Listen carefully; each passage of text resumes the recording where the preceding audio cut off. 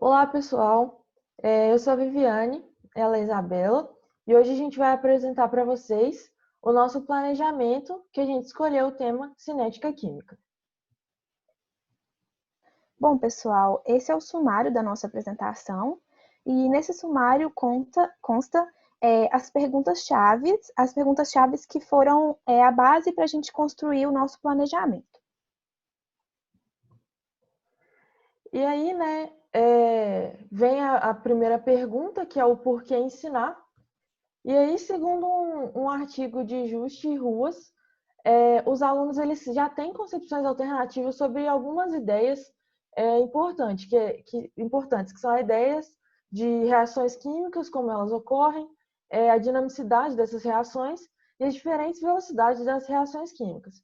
E todas essas ideias elas são muito importantes para a construção do conhecimento de cinética química.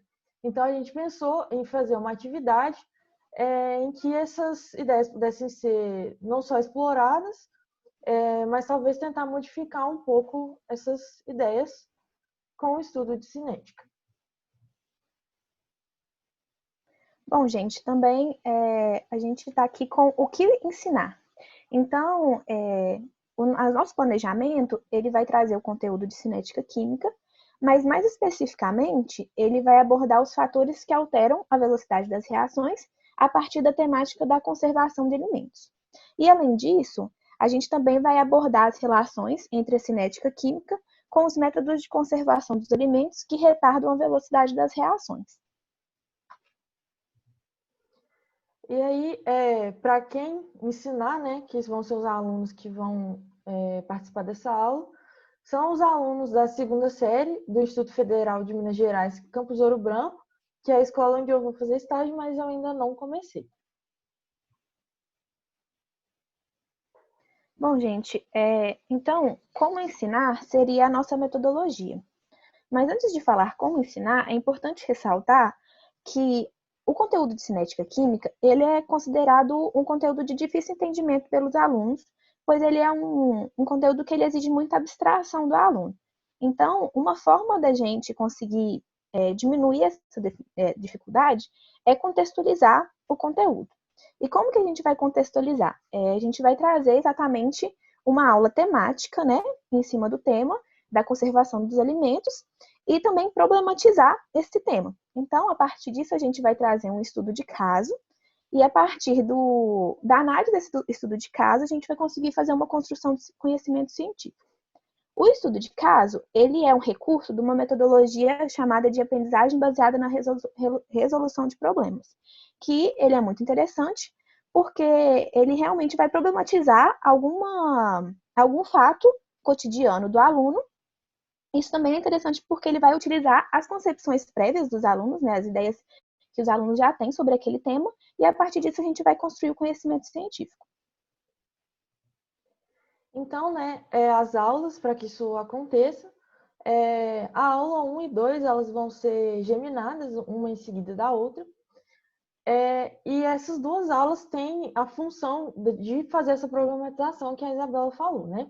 E a primeira, especificamente, vai ocorrer a apresentação do estudo de caso e a discussão de algumas ideias dos estudantes, não necessariamente relacionadas ao conteúdo científico, mas a gente quer observar que ideias surgem para eles quando a gente apresenta, enfim, etc.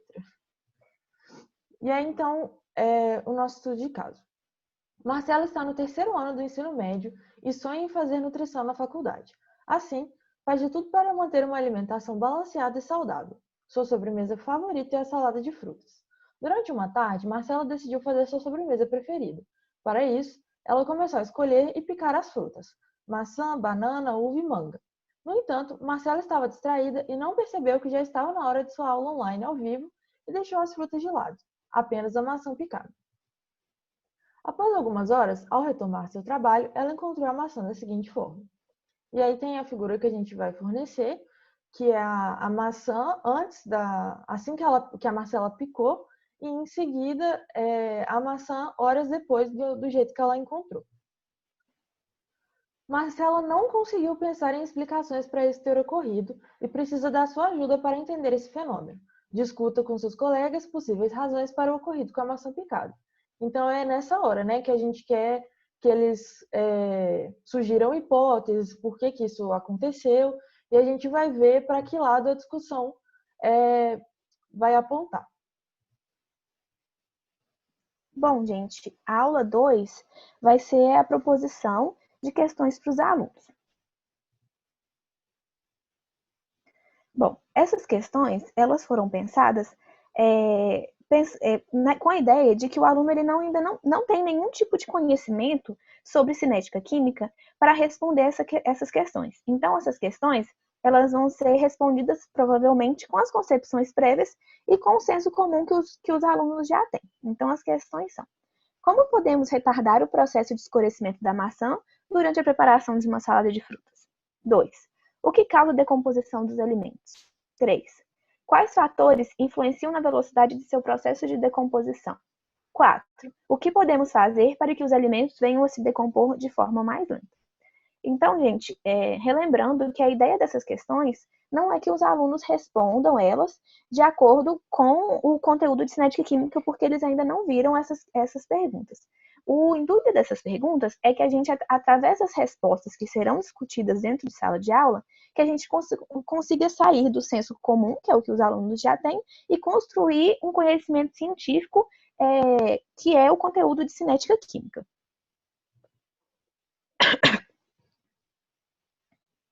Bom, é importante a gente falar também quais serão os conceitos que serão abordados durante essa aula, após as discussões e as respostas das questões. Então, a gente pretende discutir a influência da cinética em reações químicas dos elementos, definição de cinética química, a importância da cinética química para a sociedade e, por fim, reações de diferentes velocidades e velocidade média das reações. E aí, então, pessoal, na aula 3, que é o encerramento, né, vai acontecer uma atividade de síntese e reflexão e posterior avaliação pelo professor. A atividade é a seguinte: agora você, dotado de seus conhecimentos químicos, tentará conservar sua própria maçã picada em casa. Com isso, você deverá mantê-la por 3 dias, registrando com fotos a evolução do estado da fruta. Assim, você vai produzir um breve relato das estratégias adotadas para conservar a maçã e o porquê, quimicamente, dessas medidas terem funcionado ou não. E aí, nessa hora, já é de nosso interesse que eles utilizem o que eles aprenderam e retornar ao problema inicial, né, que é a conservação da fruta. É isso, gente. Muito obrigada pela atenção de vocês. Obrigada, pessoal.